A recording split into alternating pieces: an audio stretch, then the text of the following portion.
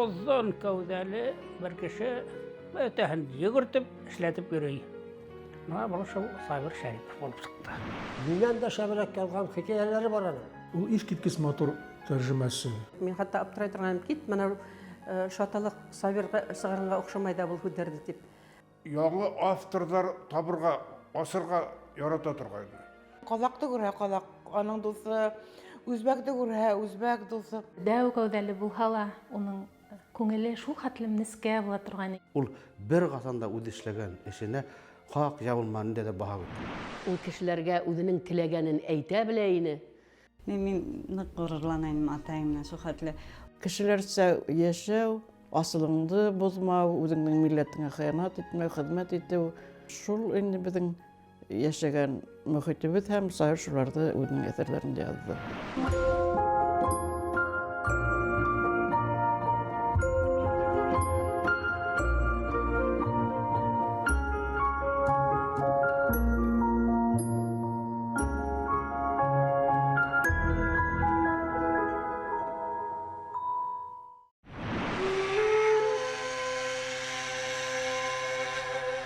Кешенең кем икәнен белгән килһә, тыуган ягын барып күртиләр.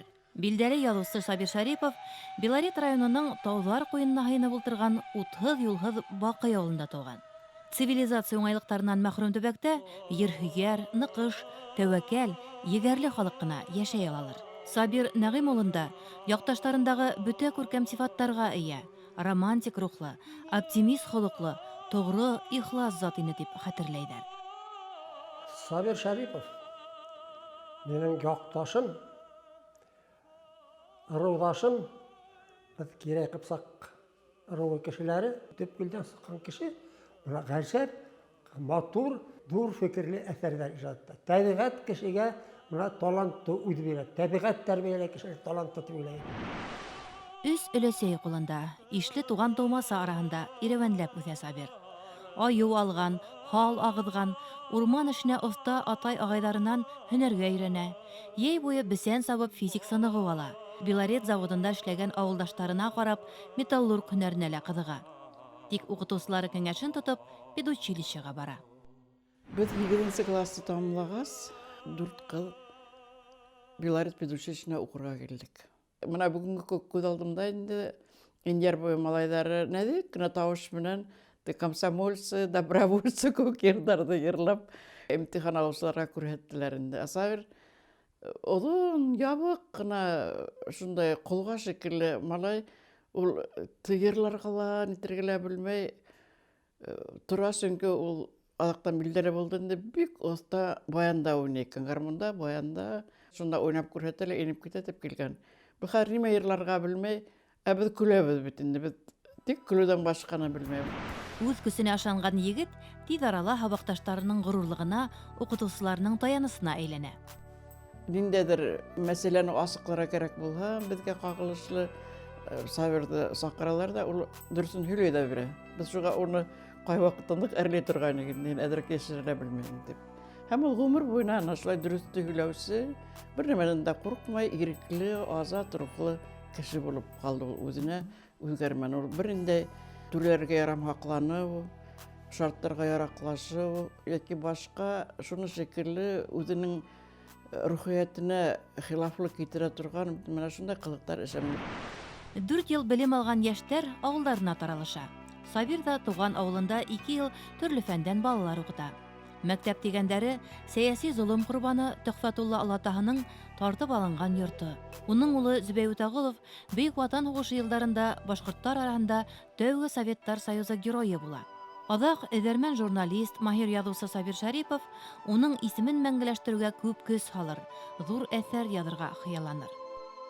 Мин эшләгән, йәшәгән ауылдың осонда Бәшин тигән тау башлана. Мин беләм инде шул тауҙың шул дуғаланып төшкән осонда Сабирҙың ауылы, ул шунда йәшәй. Ул тауҙың оҙонлоғо һырттары бер 70 саҡрым булһа, кәзә тауға менеп ҡарап ала торғайным Сабирҙың яғын. Бер-береһен оҡшатҡан йәштәр көтмәгәндә ҡабат осраша. Район гәзитендә мәҡәләләр, нәҫерҙәр баҫтырған Сабир Башҡорт дәүләт университетына барырға тәүәккәлләй. 1 йылдан Бөрйән ҡыҙы Зәйтүнәлә уҡырға килә. 1 сентябрға йыйылдыҡ. Исемлектә кемдәр, бер-беребезнең әле фамилияларын да юнләп белмәбез төркемдә. Кемдәр икән фамилиялары дип, фамилияларны карап торһам, арттан килеп берәү мине яурыннан кочаклап алды. Карам бу Сайру, ул 2нче курска укырга килгән, мин 1нче курста шайды без яңадан очраштык 3 елдан.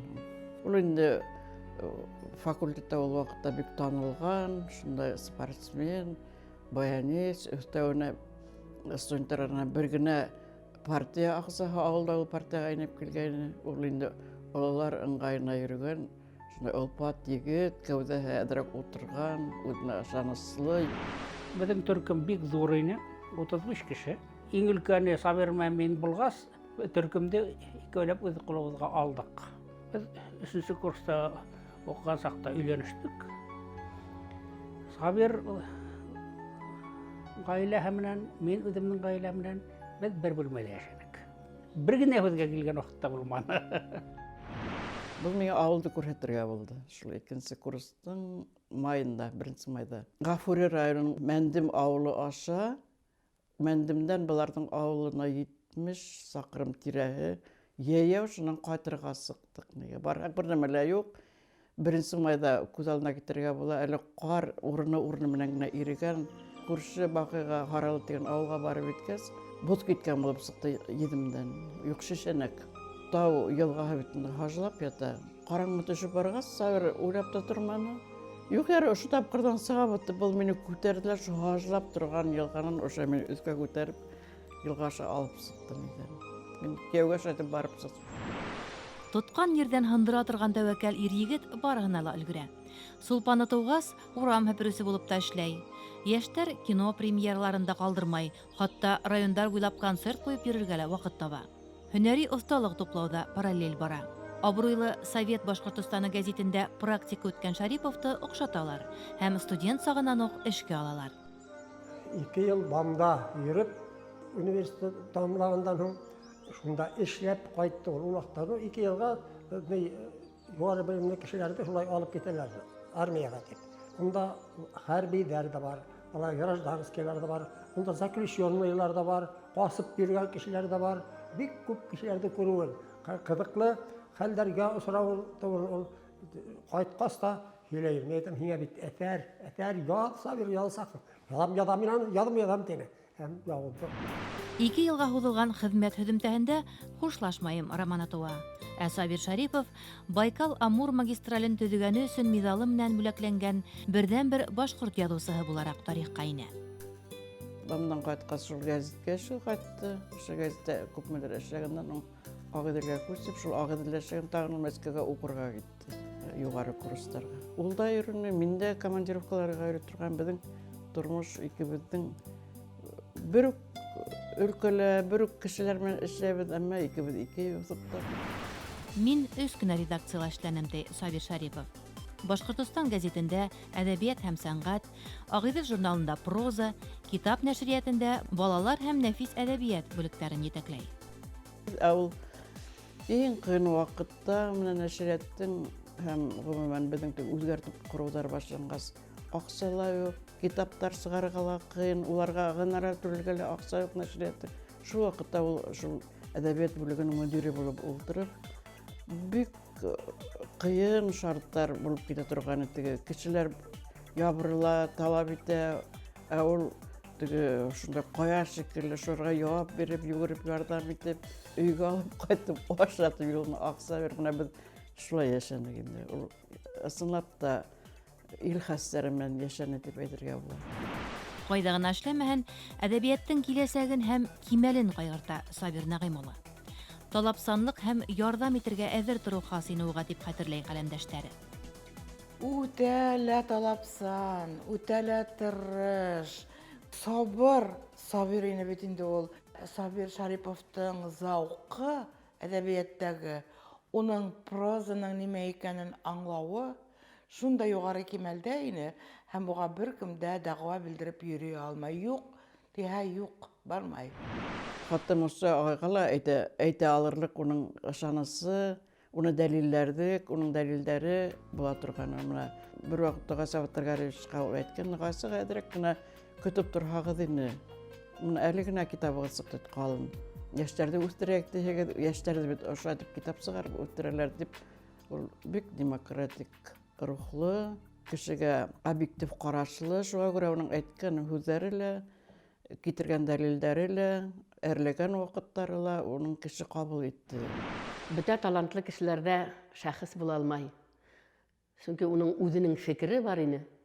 Ул кешеләргә үзенең теләгәнен әйтә белә ине. Кем булуына, кайда булуына карамастан, йөз йөртмай гына. Үзе эшләй башлагандан алып, тиктәләрсә кешеләргә үзләренең тәүге әсәрләрен сыгарырга юл ярган кеше ул. Озак елдар Башкортстан Язучылар союзында проза секцияһын җитәкләгәндә лә бөртекләп алтын сүпләй Сабир Шарипов. Прозала күләмдәр зур. Оның бөтәһендә укырга кирәк. Баһа бирер өчен хатта был әсәр басып сыгарга яраймы, ярамаймы дип әйтер өчен генә лә бит барында укырга кирәк, барында белергә кирәк.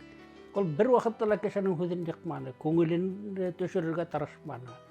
Тәрән философ кеше иде. Оның философияһы кеше бер-беренә тик ярдәм итәргә тиеш. Кеше бер вакытта ла икенчесен кәмһетергә хокукы юк, һәм аны тотырга тиеш. Әгәр дә кемгәлер авыррак һүз әйткән икән, уларны кайтанан үзенсә уйлап, иртәгәһенә үк гәзит тотып керәләр.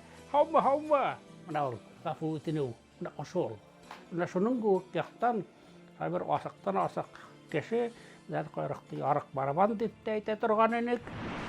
Яңы авторлар табырга, асырга ярата торган.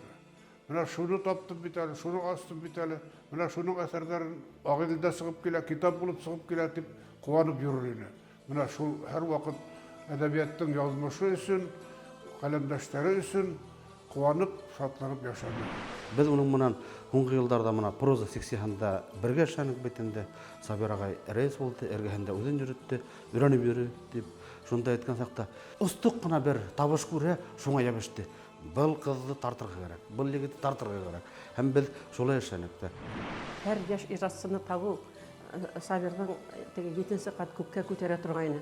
Ул шул хәтлем шатлана торгайны. Кемдердер үзенә теге ниндәйдер бер конкурент килә дип кабул итәләр. Яшь кешенең тәүге адымдарыннан ук, тәүге әсәрләреннән ук түпәһенә һуга башлайлар. Сабирда менә ундай гадәт булманы. Киресенчә ул яшь кешеләрне күтәрергә тырышты.